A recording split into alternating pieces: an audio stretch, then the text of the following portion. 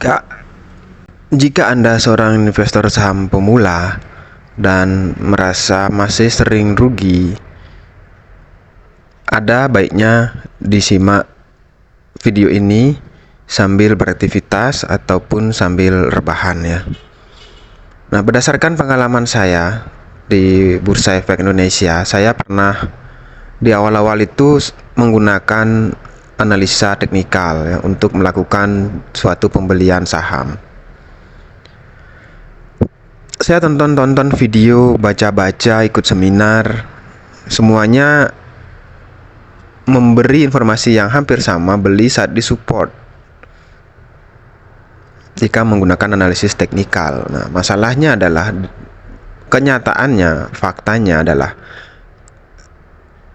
Anda dan saya, bahkan coaching kita pun tidak tahu titik mana supportnya, tidak tahu.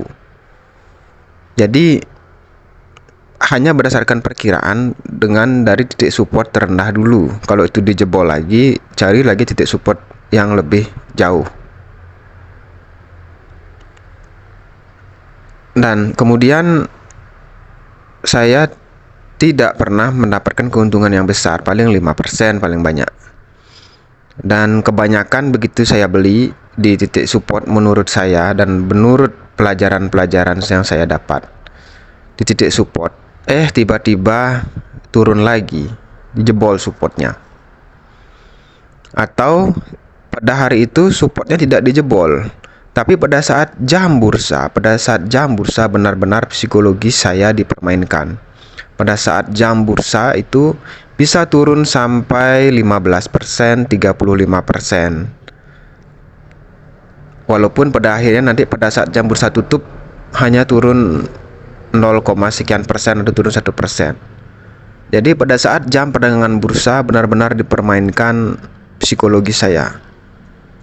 Nah, kemudian saya belajar lagi, dan banyak video yang mengatakan bahwa gunakanlah metode yang sesuai dengan diri Anda. Bisa swing trader, bisa analisis teknikal, atau bisa value investing. Nah, setelah saya belajar dan mengamati pola-pola orang yang sukses di saham seperti Pak Lo Keng Hong terutama ya, karena beliau benar-benar hanya kaya dari saham saja, tidak ada dari tempat lain. Kemudian ada juga Pak Fir, itu juga mengelola dana yang sangat besar,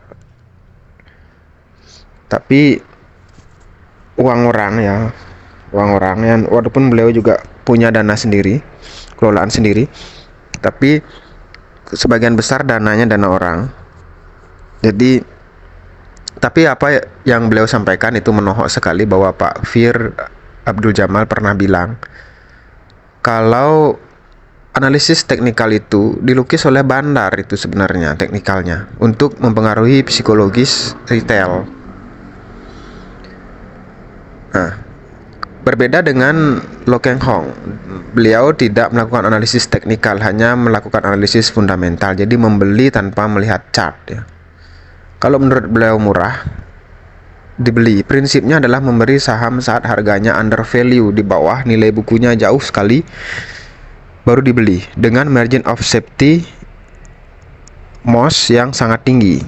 Jadi beliau membeli saham dengan price to book value di bawah 0,3 dan price earning ratio di bawah 5. Tapi yang menjadi PR berikutnya adalah dengan menggunakan metode value investing itu, kita nggak tahu nih apakah PER dan PBV-nya itu asli, apakah bukan dari window dressing ya. Jadi para retail juga jangan kejebak, baru PER-nya di bawah 0,3 atau walaupun PER-nya di bawah 5 atau PBV-nya di bawah 0,3, bukan berarti itu saham benar-benar segitu.